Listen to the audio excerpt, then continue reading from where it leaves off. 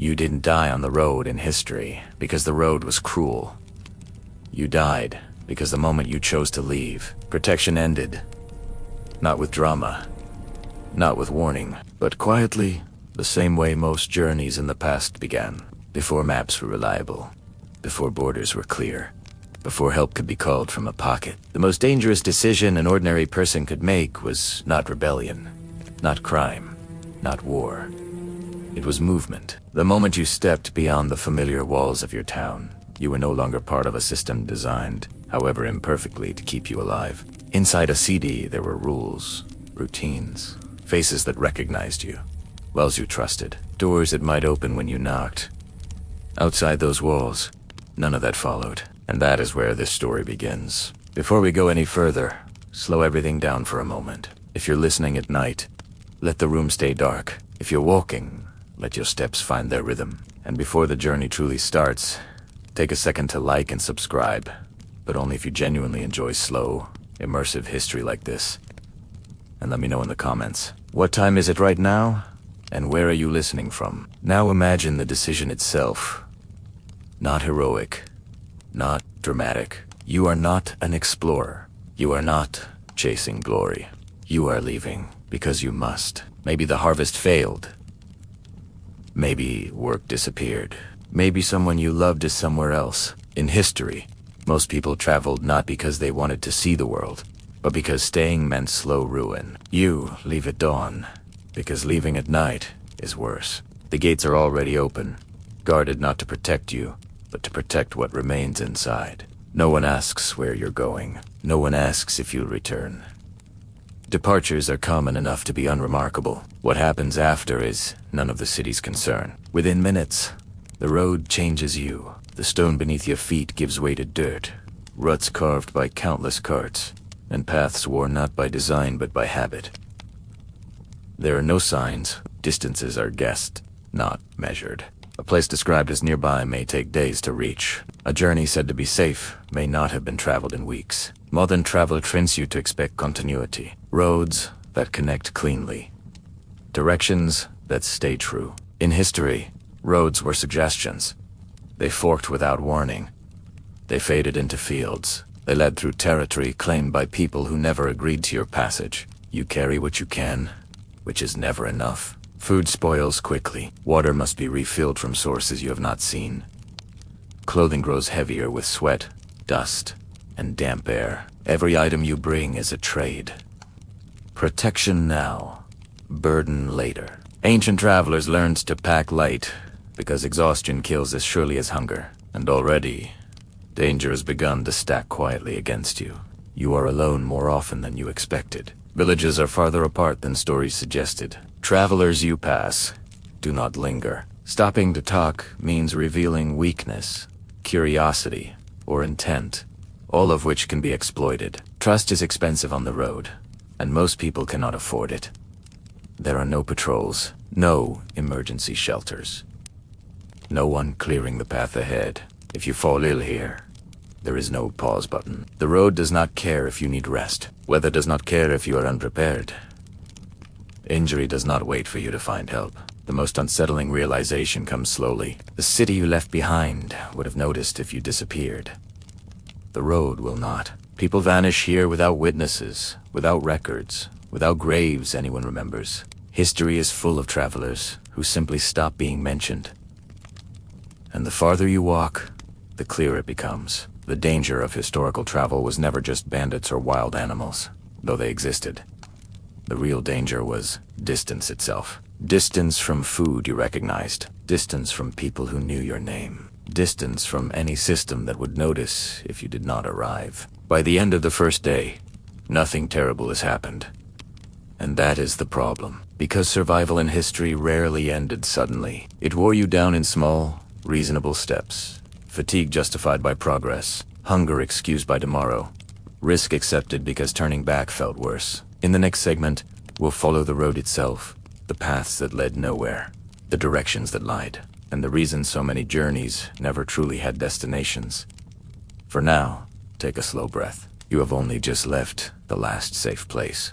The road does not feel dangerous at first. That is, its most effective deception. It stretches out ahead of you quietly, uneven but familiar enough to inspire confidence. You tell yourself that people have walked this way before.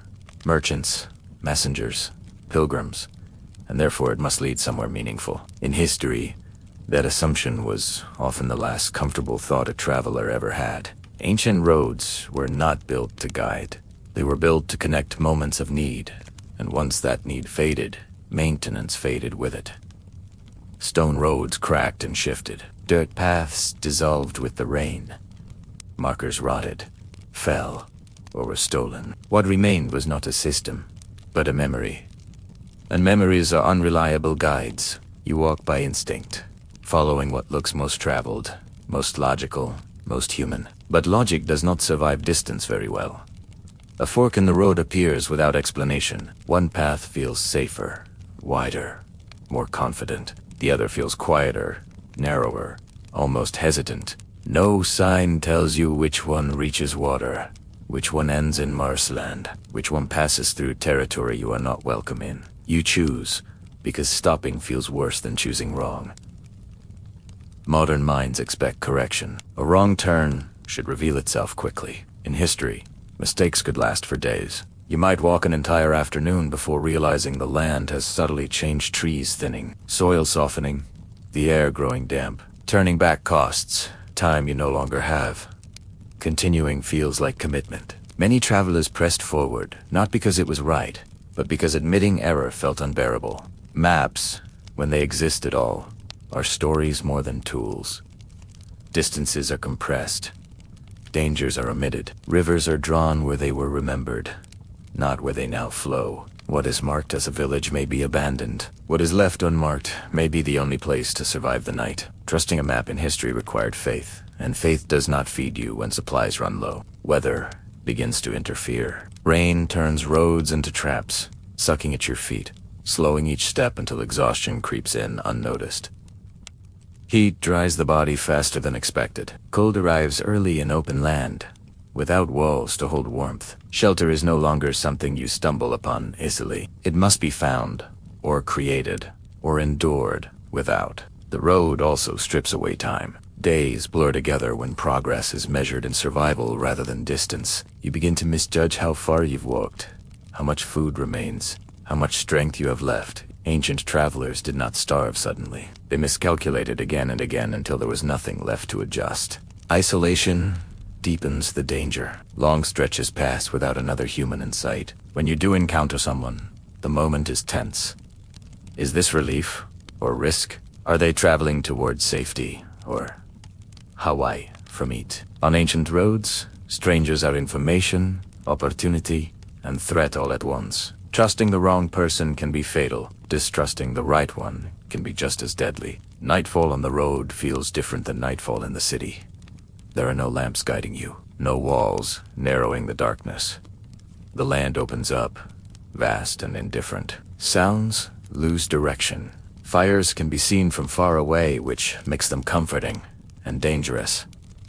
Lighting one reveals your position. Avoiding one invites cold. You begin to understand something unsettling. The road does not promise arrival. It only promises movement. Many journeys in history did not end at destinations. They ended where strength failed, where illness set in, where confusion finally outweighed hope. By now, you are no longer thinking about where you are going. You are thinking about when this will end. That shift matters.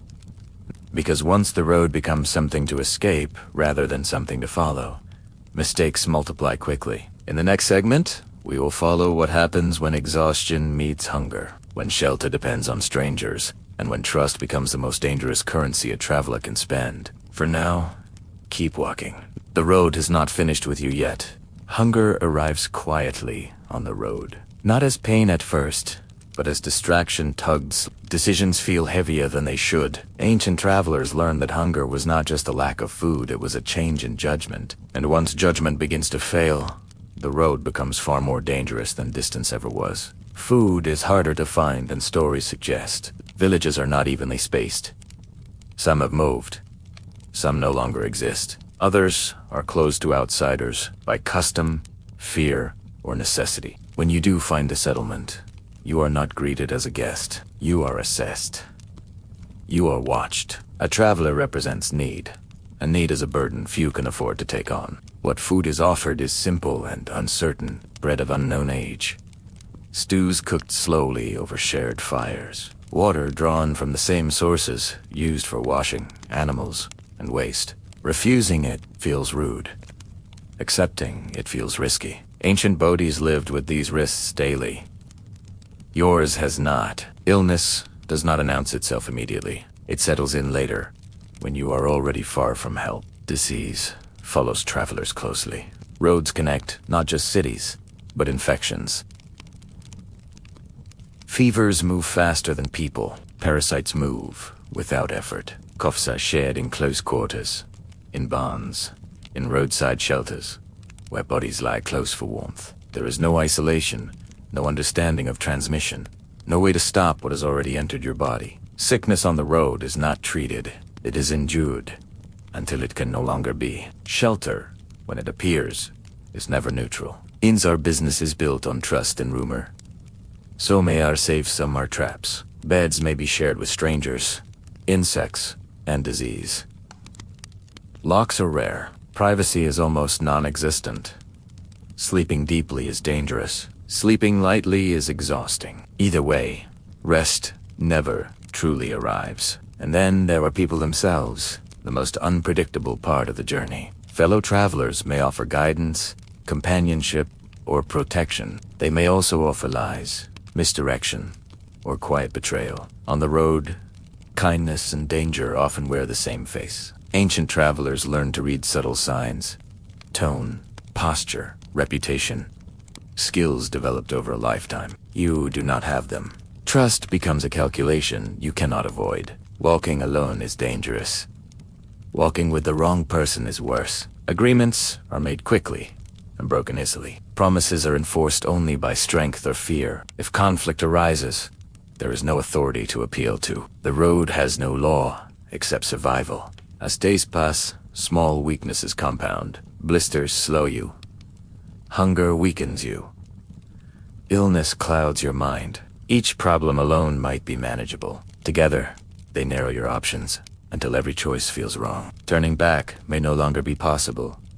Continuing forward may no longer be safe. You begin to notice how often travelers disappear from the road. Camps abandoned. Belongings left behind. Stories that end mid-sentence. No markers explain what happened. The road absorbs failure without record. History remembers destinations. It forgets those who never arrived. By now, you understand something essential. Traveling in history was not dangerous because of rare catastrophes. It was dangerous because survival depended on too many fragile variables aligning perfectly: health, weather, timing, trust, and luck. And luck, on the road, runs out quietly. In the final segment, we will follow the journey to its most common ending, not arrival, but disappearance when the road simply outlasts the traveler. For now, slow your breathing. You are still moving, but the margin for survival is almost gone. Most journeys in history did not end with celebration. They did not end with city gates rising into view or familiar faces waiting at the edge of the road. They ended quietly, often without witnesses, in places that were never meant to be destinations at all. A clearing beside the path. A ruined shelter. A stretch of road where footsteps simply stopped appearing. By the time this moment arrives, the traveler is no longer thinking in terms of goals. Arrival has become an abstract idea, something remembered rather than expected. What matters now is endurance. One more hour, one more step, one more night survived. Ancient travel rarely killed quickly. It narrowed life down until survival itself felt like progress. Exhaustion settles into the body in layers. Muscles no longer recover overnight. Sleep, when it comes, is shallow and broken, interrupted by cold, noise, or fear. Hunger dulls the senses. Illness blurs the edges of awareness. The body begins to conserve energy without permission, slowing reactions, shortening breath, weakening resolve. This is not failure. It is biology doing what it has always done when resources disappear. There is a moment, different for everyone, when moving forward becomes harder than stopping. It does not feel dramatic. It feels reasonable. You tell yourself you will rest briefly, that you will continue once strength returns. In the ancient world, many people lay down with that thought and never stood again. Exposure finishes what the road began. Cold nights steal warmth faster than weakened bodies can replace it. Damp clothing draws heat away from the skin. Insects settle where movement has stopped. Small injuries, once ignored, become infected. Fever rises or drops. It no longer matters which. Without shelter, without care, without intervention, the body simply reaches its limit. No marker is placed where this happens. No record is written. Travelers who vanish do not become tragedies. They become absences. The road absorbs them completely. Belongings are taken or decay. Names are forgotten. Even those who searched eventually stop. In history, disappearance is more common than death. This is why so many ancient sources speak of journeys completed, but rarely of journeys failed. Survival bias shapes the past.